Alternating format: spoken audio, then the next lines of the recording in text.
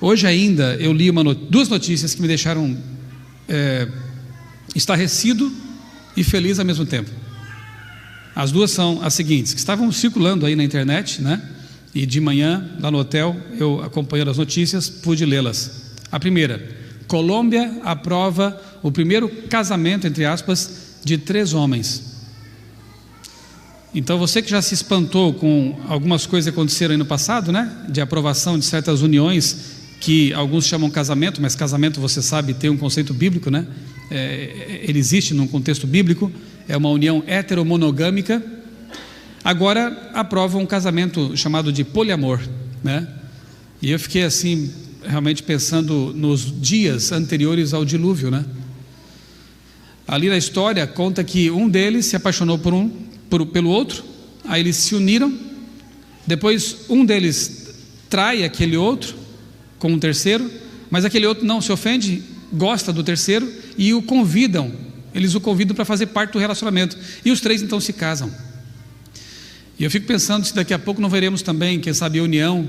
Aliás, eu li uma coisa interessante um tempo atrás, de um rapaz, não sei se estava fazendo piada, mas ele falou assim, ele mandou uma carta lá para o Supremo, dizendo assim: eu quero me casar com a minha jumenta, e eu exijo isso por lei, porque casamento agora não é mais a união entre um homem e uma mulher, já foi redefinido. E se vocês não aprovarem meu casamento com a minha jumenta, que eu amo tanto, eu vou acusar vocês de jumentofóbicos. Você pode achar que isso é piada, mas eu li isso realmente no jornal. Então incesto, zoofilia e coisas do tipo, daqui a pouco não serão mais estranhas, porque uma vez que se abra a porta ou a porteira, onde passa um boi, passa uma boiada. Uma vez que se tiram, né, os parâmetros, as travas sociais, aí você tem que aguentar tudo que vem, né, nessa abertura, nisso que é possível, porque os princípios bíblicos ou da cultura judaico-cristã estão sendo dissolvidos, ruídos, detonados.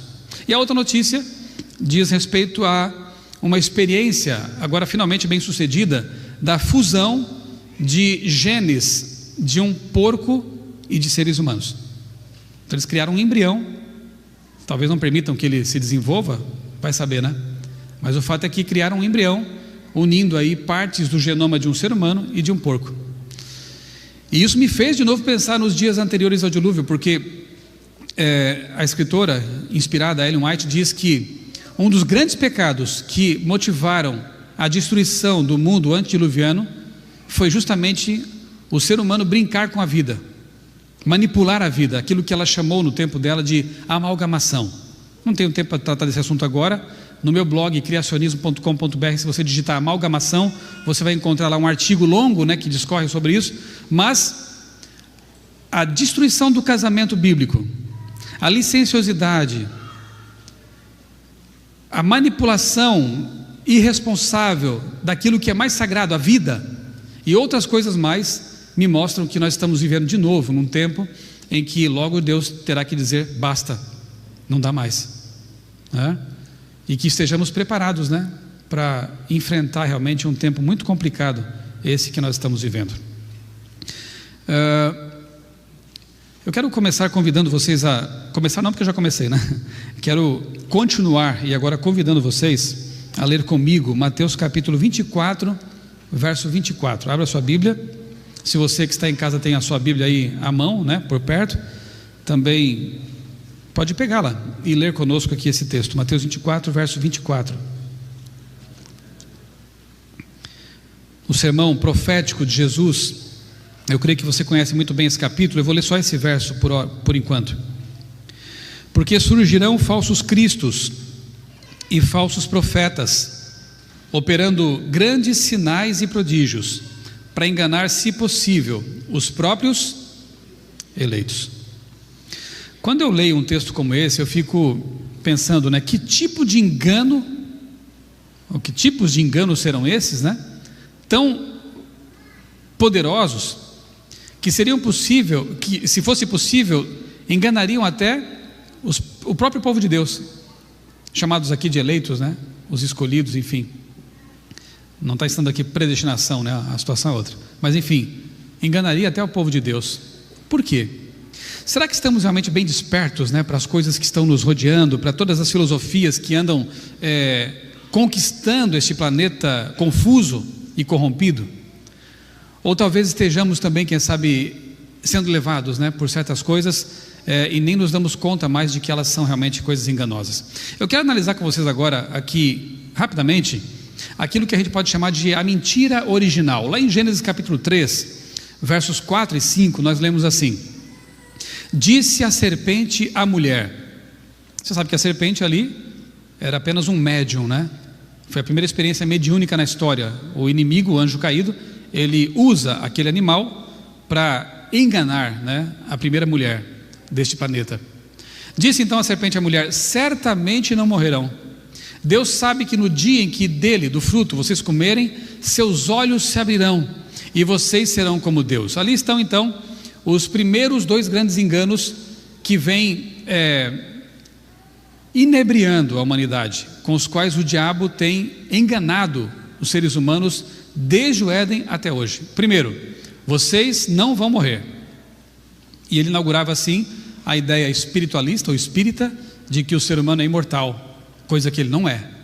Desconectado da fonte de vida que é Deus, o ser humano fatalmente morre, não tem o que fazer, né? Agora, com Deus, como disse Jesus, aquele que crê no Filho tem a vida, né? Ainda que morra, viverá. E o segundo engano diz: vocês serão como Deus. Aí estão os dois grandes enganos, e hoje em dia vemos apenas uma proliferação de enganinhos baseados nos grandes enganos, né? Sub-enganos, se eu poderia dizer assim, né? Vocês não morrerão e serão como Deus. Vamos ver como é que isso acontece então? Quais são as filosofias, quais são as ideologias que o inimigo tem usado para disseminar esses dois enganos básicos? Uma delas é uma que eu tenho analisado, criticado já ao longo de 20 anos, desde que me tornei criacionista. Embora eu respeite os evolucionistas, eu não posso deixar de perceber que o evolucionismo é uma filosofia, é um modelo conceitual bastante complicado e que naturalmente se opõe ao criacionismo, que é bíblico, né? A ideia de que a vida não precisa de Deus. Veja só,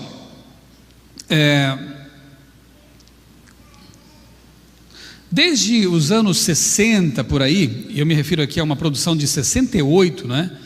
A indústria cinematográfica tem contribuído muito para a disseminação dessa ideia de que o ser humano não precisa de Deus, porque a vida simplesmente surge espontaneamente num mar primitivo, num planeta Terra primitivo, né? Essa é a ideia da evolução ateia ou naturalista.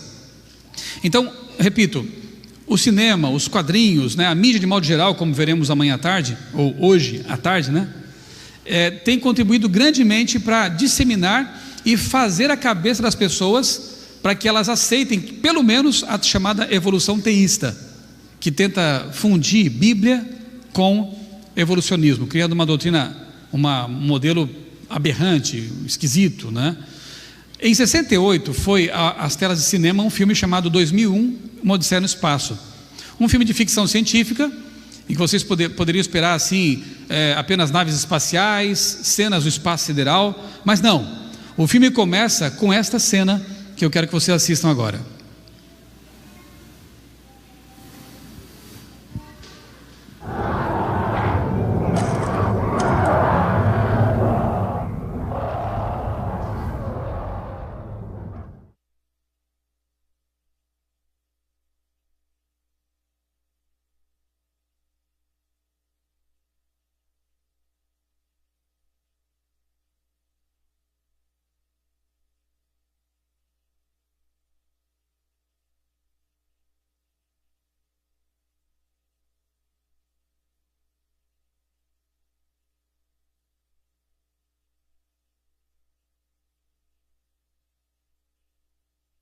Que há uma intenção muito clara ali, né, de demonstrar que toda aquela tecnologia, porque depois quando há o corte ali da cena, aparece uma estação espacial, a ideia de que toda essa tecnologia começou quando aqueles hominídeos descobrem o quê? A ferramenta. Ele passa a usar um osso como uma espécie de martelo, não é? Então o filme de ficção científica futurista, está ancorado numa cena da dita pré-história.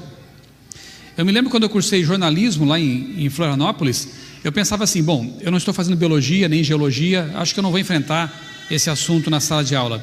Mas na primeira aula de teoria da comunicação, o professor exibe lá o filme Guerra do Fogo, para depois dizer para nós que a comunicação começa também nas cavernas, quando os seres humanos ou seus ancestrais grunhiam, emitiam alguns sons assim meio animalescos.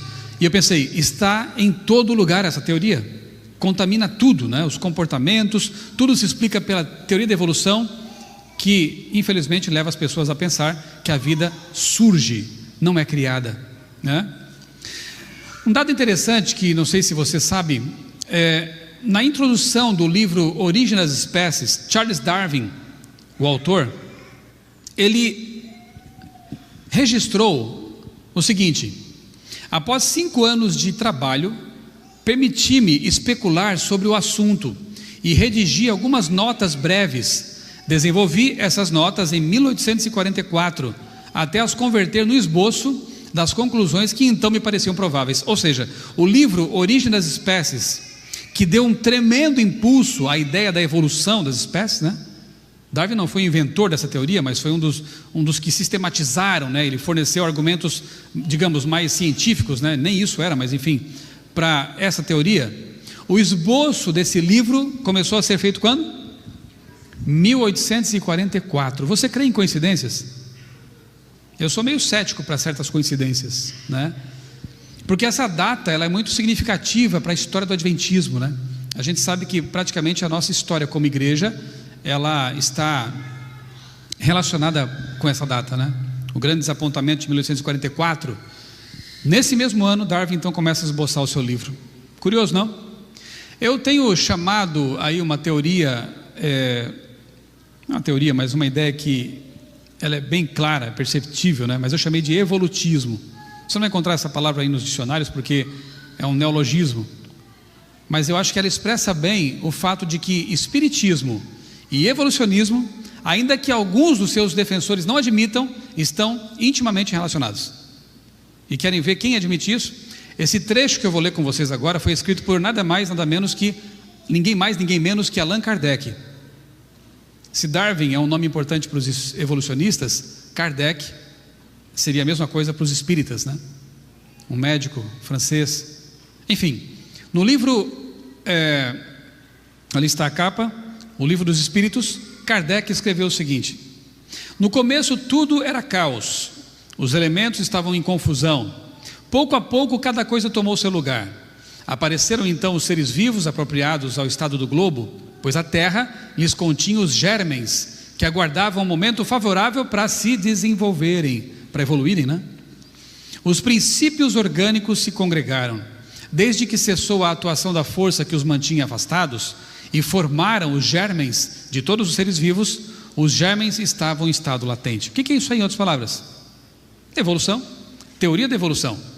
A vida estava ali como que em germens latentes, que depois se desenvolvem naturalmente. Isso é evolucionismo, num livro espírita, num livro basilar da doutrina espírita, né? Tem mais. Já que falamos em espiritismo, né? A ideia dessa ideologia, por mais sinceros que sejam os que advogam essa ideia, é vida eterna sem Deus. Por quê? Porque para os espíritas, Cristo, por exemplo, não é Deus encarnado como nós cristãos cremos. Cristo é um espírito evoluído. Então os seres humanos, por sucessivas reencarnações, podem eventualmente chegar a esse nível também. Para eles, o ser humano tem uma alma imortal dentro dele. Então, aquilo que a serpente disse no Éden, ela vem ecoando, né? Isso vem ecoando ao longo dos séculos, e em grande medida graças à pregação, né? às publicações de cunho espírita, porque o ensinamento é: você é imortal, mesmo que você morra, você não morre, você reencarna. E você sabe muito bem que na Bíblia não há margem para defender essa ideia. Para citar apenas um texto, Hebreus capítulo 9, verso 27, né? Ali é dito que aos homens está ordenado morrerem uma só vez, vindo depois disso o juízo. A Bíblia não fala em reencarnação, fala em ressurreição. Ressurreição física, inclusive. Não de um fantasma, de algo assim, que na verdade é uma ideia pagã, vinda lá do mundo greco-helenístico, né? Então, biblicamente, nós somos alma, nós somos mortais, morremos, voltamos ao pó, e só ressurgiremos por ocasião da volta de Cristo, se nós cremos e aceitamos o seu plano de salvação. Isso é a Bíblia. O Espiritismo, à semelhança do evolucionismo, ensinam coisas que vão diametralmente opostas, né, ao ensinamento da palavra de Deus.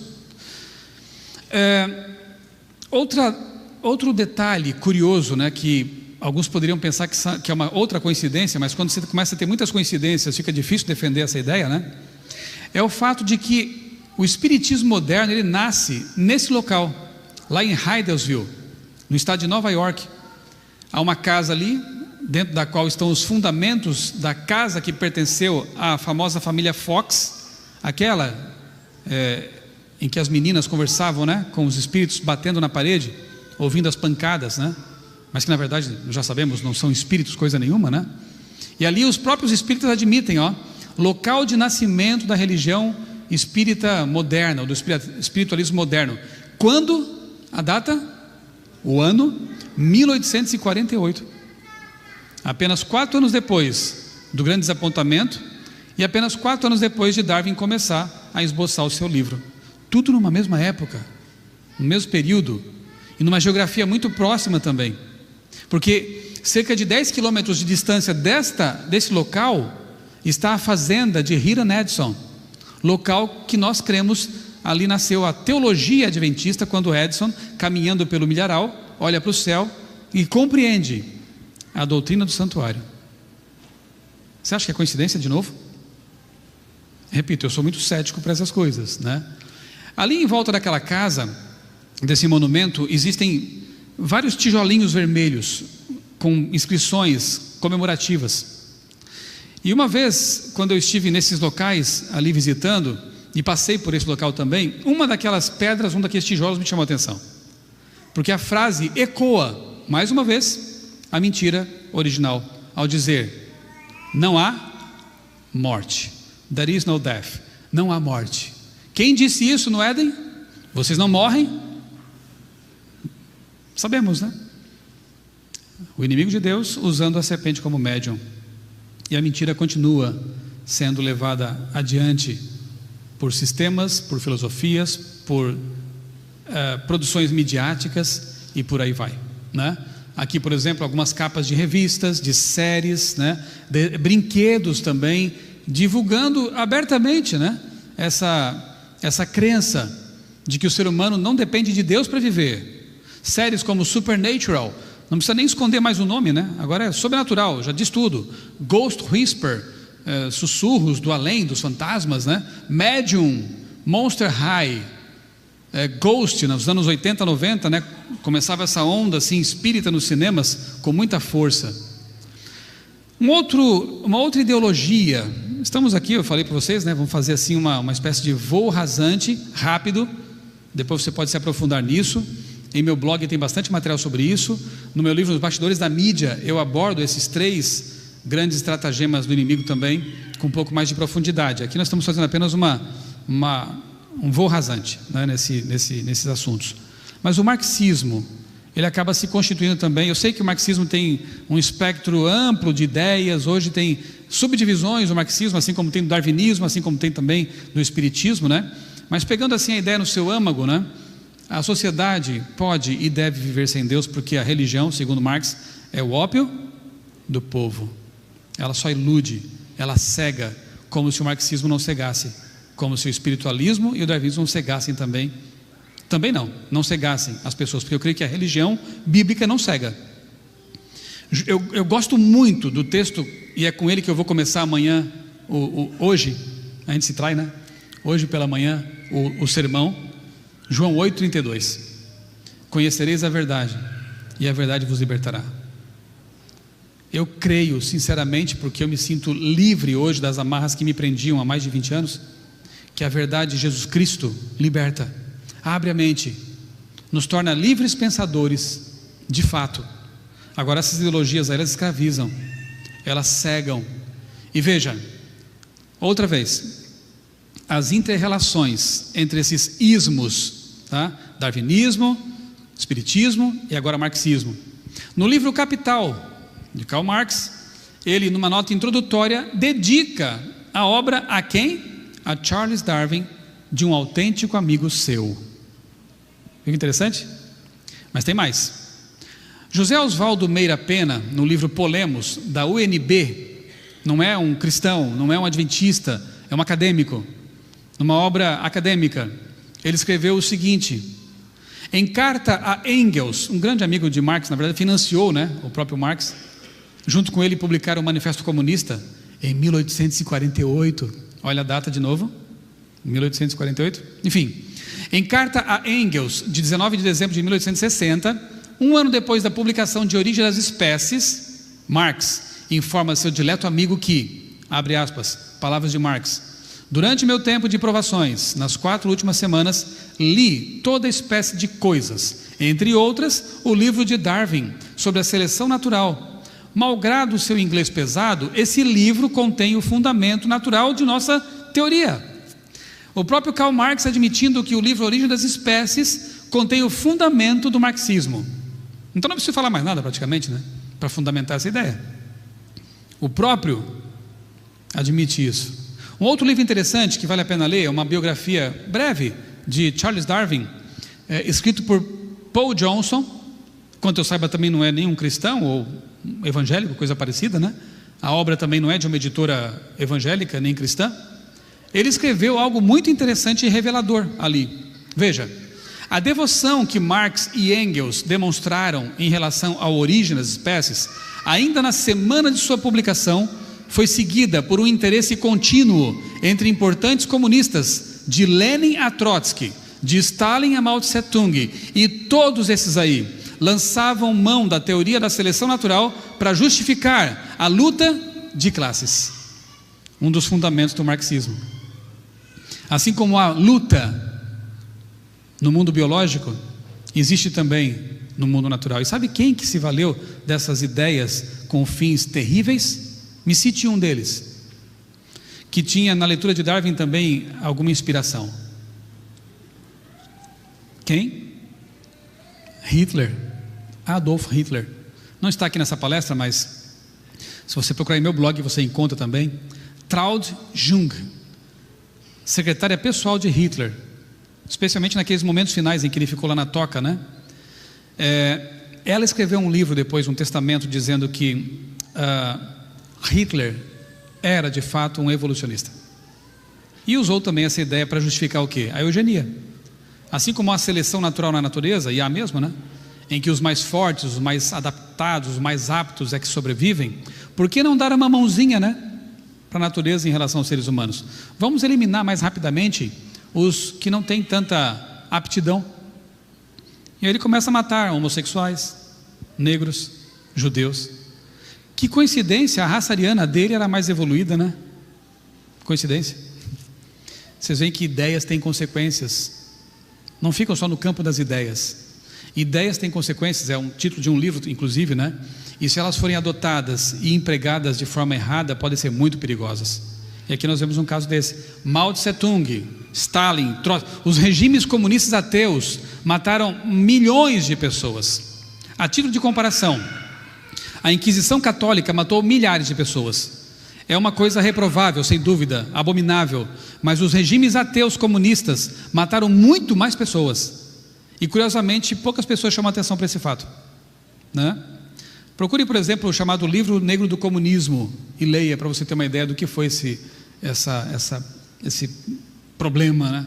Problema é pouco, né, usar essa palavra, mas enfim. Ellen White, no livro Patriarcas e Profetas, página 41, escreveu: alguns, e eu acho que ela estava pensando aqui em Marx, Darwin e o próprio Kardec, talvez, né? Alguns pretendem que a espécie humana necessita não de redenção, mas de desenvolvimento ou evolução. Olha que fantástico esse texto. Alguns pretendem que a espécie humana não precisa de redenção em Cristo, mas de desenvolvimento, que a espécie humana pode se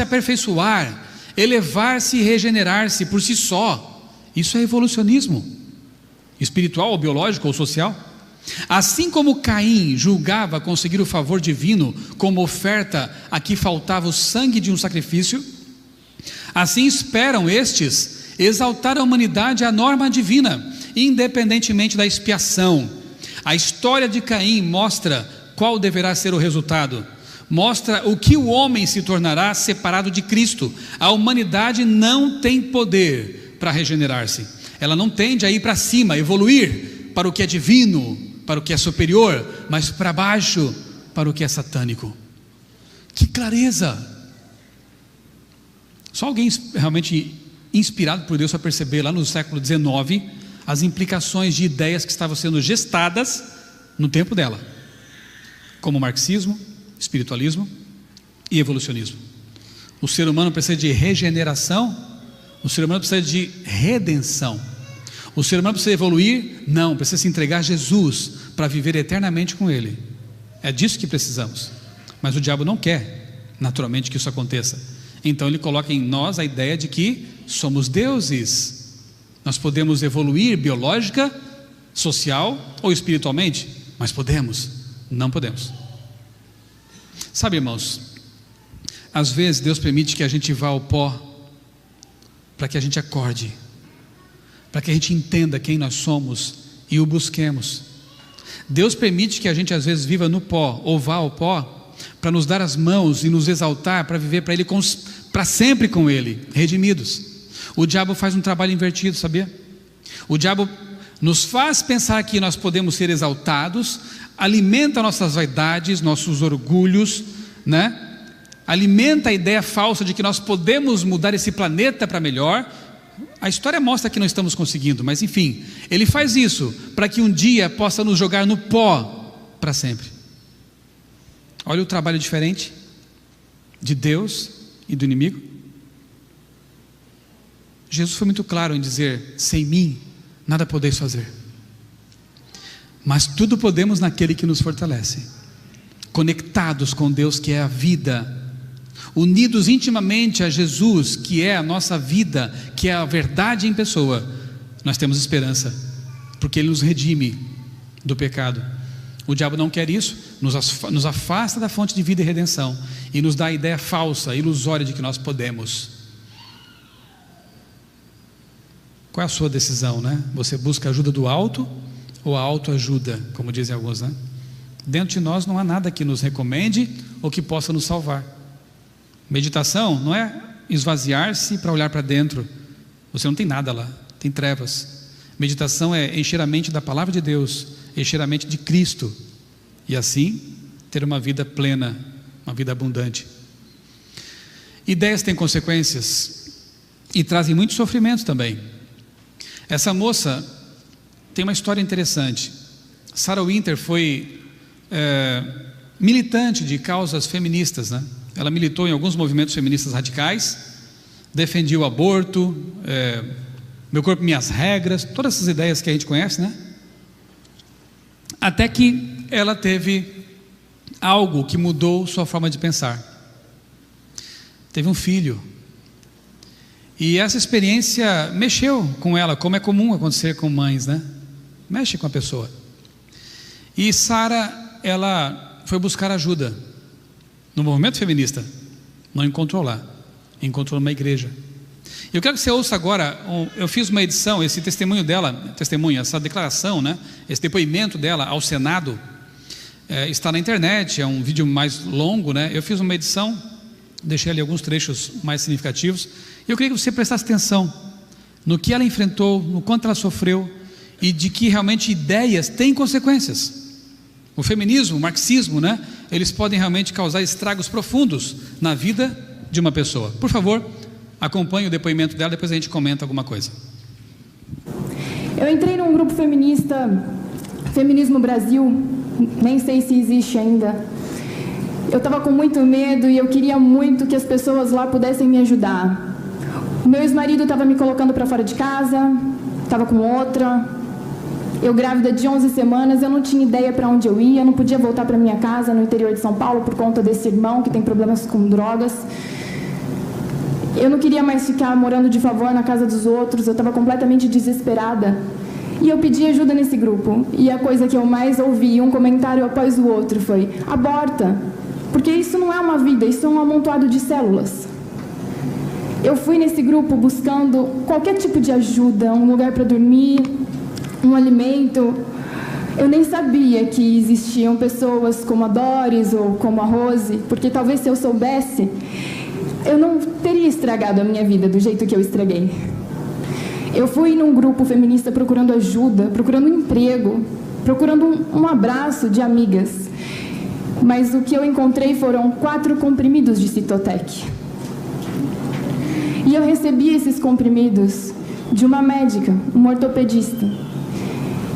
E eu fiz a pior coisa que eu poderia ter feito na minha vida. E enquanto eu engolia aquela espuma de Citotec, eu ia me arrependendo tanto, de uma maneira inexplicável, que é tão difícil de falar. Mas se eu tivesse conhecido as iniciativas pró-vida antes, eu nunca teria feito isso.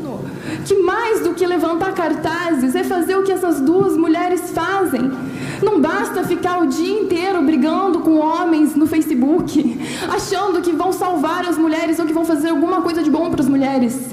Eu sei que o Estado é laico, mas eu nunca achei que fosse dentro de igrejas que eu fosse encontrar pessoas que fazem muito mais pelas mulheres do que o movimento feminista tem feito. O movimento feminista no Brasil tem grupos organizados no Facebook que facilita o aborto para outras mulheres. Se faz vaquinha para comprar Citotec, se faz vaquinha para juntar dinheiro. Eu não durmo à noite. Eu tenho sonhos. Eu sonho com pedaços do meu filho saindo de mim. E eu sonho tentando colocar eles de volta. E vocês não sabem como é isso. Mas as pessoas precisam aprender a assumir as suas responsabilidades. Sexo, o objetivo final do corpo humano com isso é reproduzir. Então, eventualmente, isso vai acontecer. Então, é preciso que as pessoas tenham, não só para levantar cartazes, mas para assumir as suas responsabilidades também. Obrigada. Disseram a ela que um feto, um embrião, é apenas um amontoado de células. De onde vem essa ideia? Isso não é pura evolução? Apenas um amontoado de células. Aliás, somos apenas um amontoado de moléculas, né? De átomos, talvez, e assim, subpartículas, né? Mas só isso. Somos só isso. Na verdade, esse amontoado de moléculas e de átomos e células é a imagem e semelhança de Deus. Foi criado com muita nobreza, com muito cuidado, com muito carinho. A vida é um presente especial do Criador. Mas essas teorias minimalistas ou humanistas, né, naturalistas, tentam, na verdade, como eu disse no princípio, né, como mencionei, estava naquela tela de 2001, Odisseia no Espaço, tentam, na verdade, macaquizar o homem e humanizar o macaco, né? É o que tentam fazer. Isso é triste demais. Não somos apenas um amontoado de células, né? Você é especial. Você realmente é especial para Deus. Um outro detalhe importante, para o qual nem todos estão atentos, voltemos agora a Mateus 24, 24. Se possível fosse, enganariam esses enganos, enganariam até os próprios escolhidos. É o tema dos extraterrestres. Não sei se você está atento a isso, né? Vocês devem saber que nós adventistas, com base na palavra de Deus e também nos escritos de Ellen White, cremos sim que há outros mundos habitados, mas não caídos. É algo diferente da tal ufologia pregada pela mídia e por algumas pessoas por aí. Esse é um assunto curioso, né? E o interessante, o que me chama a atenção, é que alguns ateus evolucionistas creem de todo o coração ou de toda a mente nesse assunto. 2 exemplos, um falecido e um ainda vive. Carl Sagan e Stephen Hawking, 2 grandes cientistas, um astrônomo e outro físico, que defendem, ou defendeu Sagan enquanto viveu. Sagan, quando eu penso nele, eu tenho respeito por ele, porque eu tive uma influência muito forte dele na minha adolescência e juventude. Eu lia os livros dele, assistia à série Cosmos, né, a primeira versão dela. Mas uma coisa me deixa um pouco triste, porque Sagan morreu precocemente, em 96, vitimado pelo câncer, e ele morreu crendo que um dia nós faríamos contato com alguma raça superior, extraterrestres. Por que eles pensam assim? Stephen Hawking, eu acho que eu tenho aqui uma tela, não, mas talvez mais à frente. Stephen Hawking, ele tem usado seu dinheiro para financiar pesquisas que visam a contactar alguma inteligência extraterrestre. Sabe por que eles fazem isso? Porque dentro do coração humano existe uma esperança. Mas quando você tira o Deus da esperança, alguma coisa tem que ocupar esse vácuo. Porque nem eles que se dizem ateus naturalistas se conformam com a ideia de viver, descobrir coisas, aprender sobre o universo e ficar limitado a esse planetinha tão pequeno e um dia morrer e acabou. Eles não aceitam isso, como nenhum ser humano aceita isso, porque não fomos criados para morrer, fomos criados para ser imortais. E quando você tira Deus, a sua esperança se volta para alguma coisa, você tem que se agarrar a alguma coisa, e esses homens de ciência se agarram à esperança de que um dia alguma espécie superior a nós virá trazer as soluções de que nós precisamos. Talvez a solução para a fome, a solução para a miséria humana, a solução para as calamidades que assolam este mundo. Eles creem, só não sabem no que colocar essa fé, em que objeto depositar essa esperança. Eu louvo a Deus porque nós cremos no Deus Criador, que é a resolução, né? Que é o Deus da esperança. É aquele que realmente pode conferir esperança genuína para aqueles que creem nele. Mas veja só, um livro que Sagan escreveu anos atrás, que virou filme também, Contato, ali mostra os esforços, né, de cientistas do grupo chamado SETI. Não são ufólogos espiritualistas, são cientistas mesmo, astrofísicos, tentando com os seus radiotelescópios identificar alguma mensagem vinda do espaço, porque eles creem que alguma coisa ou alguém está lá fora e um dia possa fazer contato. Aqui está então a notícia, né? Stephen Hawking lança programa que vai buscar a vida extraterrestre. Nunca viram um, mas tem fé que existem. O que diferencia a crença deles da minha, por exemplo, né? Eu nunca vi a Deus, mas eu tenho muito mais evidências de que Deus existe do que ETs existem, ou pelo menos os alegados ETs que eles creem, nos quais eles creem. Podia ficar aqui por um bom tempo dialogando com vocês sobre as evidências racionais da existência de Deus, mas até agora ninguém me provou que esses ETs da mídia existem, né? Bem, imagine se um dia extraterrestres, entre aspas, aparecessem por aqui dizendo ter revelações teológicas para fazer. Imagine que esses ETs, supostos ETs, apontem para um líder mundial e para uma forma de salvar a terra que esse líder propõe. Como ficaria a cabeça dos ateus? O que vocês acham? Aceitariam ou não? Alguma vez já se perguntou como é que os ateus vão aceitar, por exemplo, um decreto dominical? Ou propostas de um líder religioso? Não é tão complicado, hein? Se alguma coisa for tão grande a ponto de enganar até os escolhidos, né? Alguma coisa for tão assim, tremenda, gloriosa, que convence os sentidos, que para eles ciência é apenas observação, experimentação, mas ciência é muito mais do que isso, e talvez seja muito menos isso, eles se convenceriam. Como ficaria a cabeça deles? Já faz algum tempo que astrônomos do Vaticano, sabiam disso? Têm se esforçado para encontrar o irmão extraterrestre. Talvez seja uma surpresa o que eu vou mostrar para vocês agora. Mas, por exemplo, José Gabriel Funes, ele é o diretor do Observatório do Vaticano, em Roma, claro. Ele é um padre jesuíta e astrônomo. Funes, certa vez, admitiu que gostaria de batizar um alienígena na fé católica. Gente, eu estou falando de um cientista, tá? Que também é padre. Ele disse isso. Mas o que poderia acontecer é o contrário, porque alguns teólogos católicos têm dito o seguinte: talvez tudo o que pensamos, que sabemos sobre o Evangelho, tenha que ser jogado fora. Isso é perigoso, hein? Talvez os ETs venham nos ensinar um outro Evangelho. E aí eu acho que se você conhece a Bíblia, somente já foi para algum texto lá, Gálatas, em que Paulo diz o quê? Se algum ser humano, ou mesmo um anjo do céu, vier e nos ensinar um outro evangelho diferente do que temos pregado, seja o quê? Anátema ou maldito.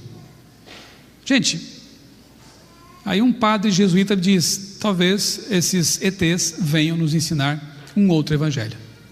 Que falta faz crer na palavra de Deus como ela é, né?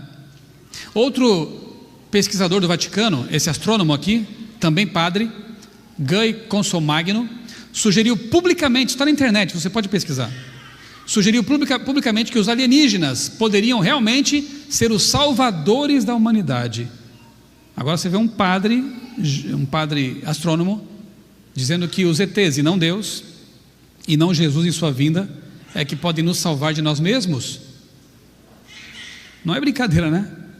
Veja só, note como se fundem as ideias evolucionistas, já que os extraterrestres poderiam ser seres mais evoluídos do que nós, e um tanto perigosas como a de que essas criaturas poderiam chegar aqui, nos ensinar um novo evangelho. Gálatas 1:8 condena isso.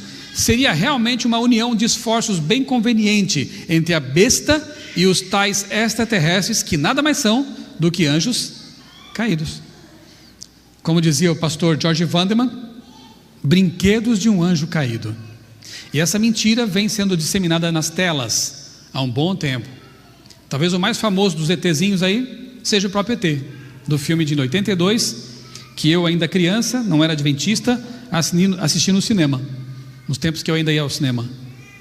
E o interessante, eu me lembro dessa cena, é que no fim do filme, o cartaz, olha só que semelhança com aquele quadro de Michelangelo, né?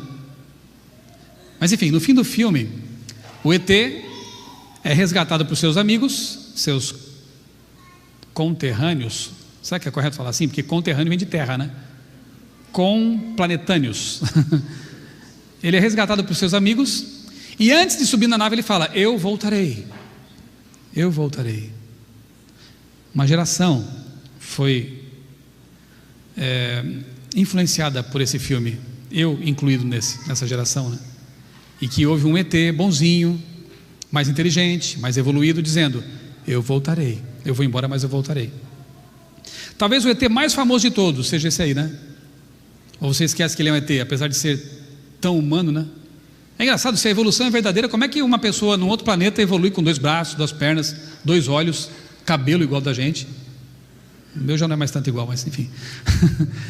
Como é que alguém pode evoluir, né? Uma raça evoluir igualzinha à da Terra? A evolução é meio estranha, né? Que evolução convergente tremenda, mas deixa para lá. Superman, 1979, pouco antes do ET, né? Foi às telas de cinema. E aí, filmes novos e tal, e quadrinhos, né? Você vê ali algumas semelhanças com temas religiosos também. O Superman vem para a Terra, é adotado por uma família terráquea, né? E fica ali até os 30 anos, quando começa o seu ministério público. Isso é plágio, hein? Eu conheço uma outra história assim, de um extraterrestre, entre aspas, né? Muito mais do que isso, que é o Criador. Não é da Terra, então ele é de fora da Terra, né? Ele vem para cá, é adotado por um casal humano, e com 30 anos começa o ministério público. Ele é apresentado, o Superman, nas telas, como aquele que pode salvar a todos, como foi dito pelo pai adotivo dele, morto já, no filme mais recente, né? Man of Steel. Você pode salvar a todos. Não. Quem veio aqui viver como ser humano e morrer como Deus e ser humano é que salvou a todos. E esse foi Jesus Cristo. Algumas produções são tremendamente reveladoras, né? Esse filme aqui, por exemplo, Knowing, ou Presságio, né, no Brasil, traz algumas coisas assim, realmente, eu não estou aqui divulgando para assistir, por favor, tá? É uma análise, né, crítica dessa produção. Não compensa mesmo, porque a coisa aqui é no mínimo diabólica. Veja só que interessante. No filme, crianças começam a ouvir línguas estranhas e passam a agir como profetas, prenunciando tragédias em número crescente. Línguas estranhas. 2. O pai de uma delas é um ateu, um cientista do MIT. Ele descobre uma profecia numérica cifrada, escrita 50 anos antes, por uma outra criança, e quando ele decifra, ele se converte. Se torna um defensor dessa ideia também, do filho que ouvia línguas, né? O personagem, então, principal do filme, descobre que uma tempestade solar vai incinerar a terra e procura salvar o filho. Finalmente descobre-se que os homens misteriosos que estavam enviando as mensagens aos profetas e que davam pistas para salvar essas pessoas são, na verdade, extraterrestres. Agora você percebe tudo o que eu falei, né? Espiritismo, extraterrestres, né? Podemos adicionar aqui as tais línguas estranhas, convergindo numa única produção. E se essa pessoa não foi inspirada por alguém, eu fico até achando estranho, né? Que não tenha sido. No momento da ascensão para a nave, claramente inspirada no mecanismo de rodas de Ezequiel, capítulo 1, os anjos, porque eles têm asas, tá? Exibem até asas de luz. Então eles vêm, pegam essas pessoas que aceitaram aquelas línguas, aquele plano de salvação, e levam as pessoas para a nave, né? Os escolhidos, as pessoas que eram capazes de ouvir a língua estranha, são arrebatados em naves espaciais. Os demais são deixados para trás. Aí já é um outro filme. Já é um outro livro. Juntou tudo, esse camarada é genial. Um grupo é levado e um grupo é deixado para trás. E aqueles que foram levados vão para um outro planeta, se reúnem com roupas brancas ali, em volta de uma árvore cintilante. Apocalipse 22. Gente, vai me dizer que Hollywood não tem pregado também o seu evangelho, que envolve espiritismo, evolucionismo, ufologia e outras cositas más que ecoam a mentira original, que tem enganado pessoas, entre as quais aqueles que não deveriam ser enganados porque são os escolhidos, mas que tanto ouvir mentira poderão cair nelas, né? Revista, olha que interessante essas duas capas aqui da revista UFO, uma ponte entre a ufologia e o espiritismo. Eles estão fazendo essa ponte já. Essa aqui, abdução da alma. Estudos avançados revelam que pelo menos algumas espécies de aliens estão interessados em algo além de nossos corpos físicos e material genético. Então agora você já começa a ver uma união, né? Uma ponte muito estreita ali, muito larga na verdade, né? Entre espiritismo e ufologia. Aqueles que vêm aqui fazer contato com a gente não serão ETs, são espíritos.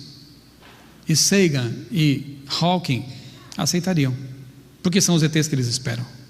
Você percebe como a mentira que foi espalhada lá e cá e acolá começa agora a ser unida de novo, para enganar multidões que pensam diferente, mas que sem perceber, na verdade tem uma ideologia muito semelhante lá no seu âmago. Alguém já leu esse livro, Viagem ao Sobrenatural? Quantos já leram? Denis, colega, a gente tem que ler, né? CPB. É um livro tremendamente revelador. E se você não leu, por favor, faça isso. Esse livro foi escrito por um ex-satanista. Eu acho lindo ver como Deus resgata pessoas, não importa onde elas estejam. Esse homem foi longe, né? Chegou ao satanismo. E ele revela ali coisas em primeira mão, porque ele conversou com alguns líderes, né? Como um sacerdote satanista, por exemplo. Roger Munoz se converteu, tornou-se um grande homem de oração.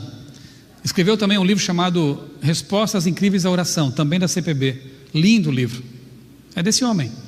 Tornou-se um intercessor poderoso, né, nas mãos de Deus.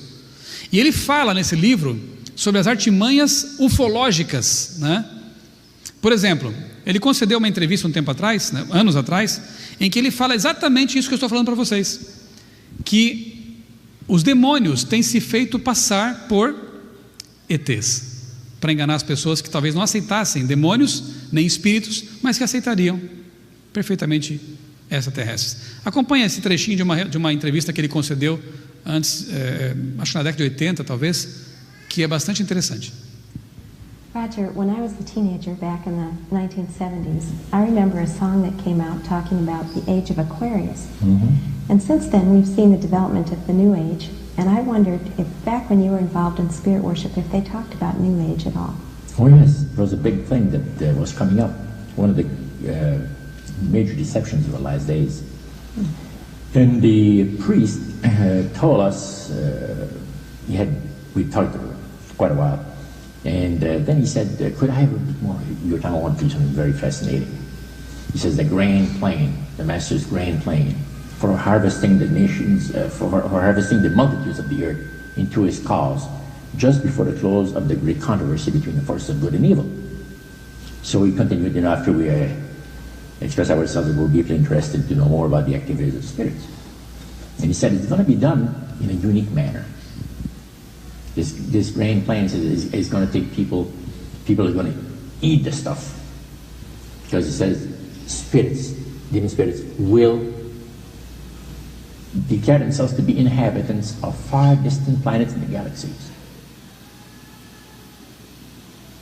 that are coming to warn the inhabitants of planet Earth of the impending destruction of the planet, unless something seriously proper is done to avoid it. And went on saying that they will claim to have out-of-body experiences. Are you familiar with out-of-body experiences? I've read about that. In other words, soul projection. Yes, right. Goes into different parts of the world and sees things and come back, and then they write all about it. I've heard of that. So, due to the fact that the millions of the earth people believe in people having an immortal soul, this is readily accepted when the spirits will, through a trance medium, converse with influential people of the land. Now, what is a trance medium? It's a channeler today. What is known today as a channeler? Channeler, yeah. Okay. Shirley MacLaine's experience of getting involved with spiritism and with the supposed inhabitants of far distant planets in the galaxies, I taped the whole thing, 3 hours. And you were hearing the fulfillment of what this high priest had said 45 years ago. Yeah, exactly. So he went on explaining about the fact that the spirits will show themselves willing to give valuable guidance that will not only help people avoid the destruction of the planet, but it will cause them to enter into a higher state of existence. Sempre a ideia de evoluir a um novo patamar, né? Mais elevado. Você consegue perceber que há uma mente por trás de tudo isso, orquestrando as coisas? Ou será que estamos aqui delirando? Será que estamos realmente, eu volto a perguntar o que eu perguntei no início dessa nossa palestra, né? Estamos acordados para esse tipo de coisa, percebendo que realmente o inimigo não está dormindo no ponto, né? Ele está ativo, envolvendo o mundo em enganos muito bem engendrados, né? Procurando realmente influenciar as pessoas e enganá-las, e que nós temos que pregar sobre Jesus, que é a verdade que liberta, muito mais, com muito mais intensidade, porque não é justo que nós saibamos o que sabemos, né? E permitamos que pessoas que passam por nós todos os dias não tenham pelo menos a chance de ver as coisas com outro olhar e ter também a oportunidade que nós tivemos de ser libertados do engano, né? Seriam essas constantes aparições uma preparação para a aceitação do engano final? Um evento dessa natureza, a chegada dos extraterrestres, seria tão espetacular que inebriaria todas as pessoas do mundo, crentes e ateus, judeus e muçulmanos, secularistas e espiritualistas. Aliás, sobre muçulmanos, não tenho tempo agora, mas vou deixar algumas tarefas de casa para você. No meu canal tem uma postagem e um vídeo, no meu blog uma postagem, no meu canal um vídeo que fala sobre a Nossa Senhora de Fátima e os muçulmanos. Muito interessante isso aí, viu? Porque você começa a ver também certas convergências no mundo islâmico, né? E maneiras também de influenciar esse povo com alguns enganos. Procure lá, tá? A Virgem de Fátima e os muçulmanos. Você vai, eu creio que se surpreender com esse vídeo, com essa postagem. O Grande Conflito, página 624. Terríveis cenas de caráter sobrenatural logo se manifestarão nos céus, como indício do poder dos demônios operadores de prodígios. Os espíritos diabólicos sairão aos reis da terra e ao mundo inteiro para segurá-los no engano e forçá-los a se unirem a Satanás em sua última luta contra o governo do céu. Mediante esses agentes serão enganados tanto governantes como súditos. Levantar-se-ão pessoas pretendendo ser o próprio Cristo e reclamando título e culto que pertencem ao Redentor do mundo. Efetuarão maravilhosos prodígios de cura, afirmando terem recebido do céu revelações que contradizem o testemunho das Escrituras. Terríveis cenas de caráter sobrenatural. Aqui nesse nosso hemisfério ocidental, estamos tão acostumados com a ideia do racionalismo, né? Do naturalismo, que talvez nem mais nos afetemos tanto pela questão do sobrenatural. Mas aqui está predito que esse tipo de coisa vai voltar a acontecer. Acontece em alguns outros lugares do mundo, né? Aqui, talvez menos. Mas e quando começar a acontecer? Será que estaremos tão firmados na verdade a ponto de negar aquilo que estamos vendo? Nossos sentidos mesmo? E nos firmarmos na palavra de Deus, na revelação de Deus? Quando que vamos buscar essa experiência? Lá ou agora? Quando que vamos começar a estudar a Bíblia realmente com profundidade e dedicação? Lá ou agora? Lá talvez não dê tempo, né? E nem haja condições propícias para isso. É agora? Ela diz mais, que como ato culminante do grande drama do engano, o próprio Satanás personificará Cristo. A igreja tem há muito tempo professado considerar o advento do Salvador como a realização de suas esperanças. Assim, o grande enganador fará parecer que Cristo veio. Em várias partes da terra, Satanás se manifestará entre homens como um ser majestoso, ET, ou uma aparição de um santo, ou ele mesmo imitando Jesus, não importa, ele vem de acordo com o gosto do freguês. Um ser majestoso, com brilho deslumbrante, assemelhando-se à descrição do Filho de Deus dada por João no Apocalipse. O grande engano será esse. Estaremos preparados para suportar tudo isso? Eu vou deixar outra tarefa de casa para você. No meu canal tem um vídeo cujo título é Decreto Dominical. Será que isso vai acontecer realmente? O que todo esse movimento que eu pintei para vocês, né, que tem que ver com espiritismo, evolucionismo, ufologia, marxismo, tem que ver com o assunto do decreto dominical? Por favor, assista esse vídeo. Você que está assistindo pela internet também, é fácil, é só ir no meu canal no YouTube, Michelson Borges, você encontra lá meu canal, e procure então lá no buscador esse vídeo, Decreto Dominical, cenários possíveis. Como nos preparar para tudo o que está acontecendo e virá com mais intensidade sobre esse planeta. Esse texto aqui, ele é muito revelador. Ellen White escreveu assim: o presente dever de todo verdadeiro filho de Deus é aguardar pacientemente, vigiar atentamente e trabalhar fielmente até a vinda do Senhor, para que estejamos preparados para esse grande, solene evento.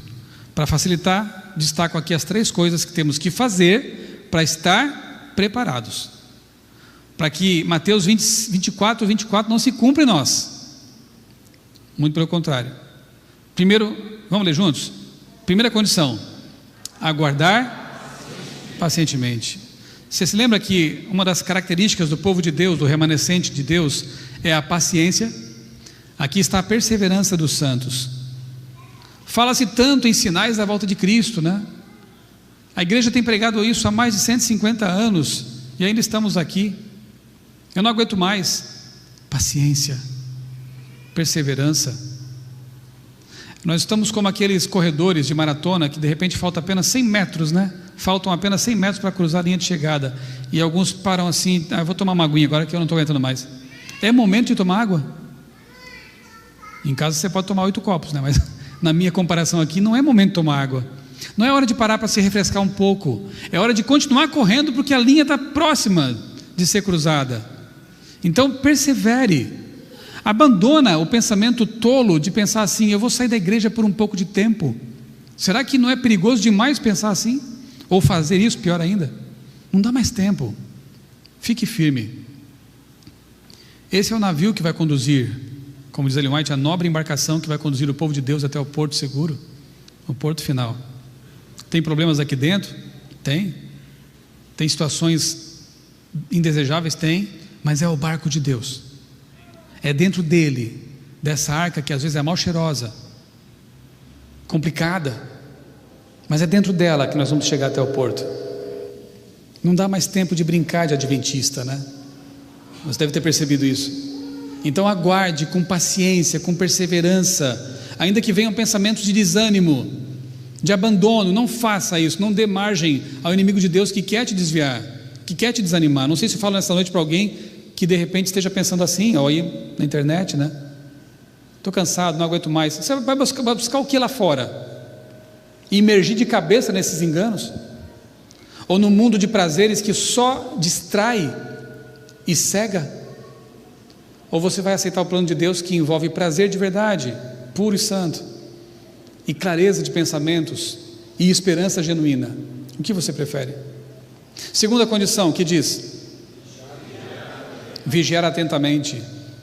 E sabem, eu tenho pensado que vigiar atentamente não é só ficar de olho nas profecias, de olho nas notícias, não é? Isso faz parte também, mas talvez uma vigilância interior, uma dupla vigilância, uma externa e uma interna, seja ainda mais importante.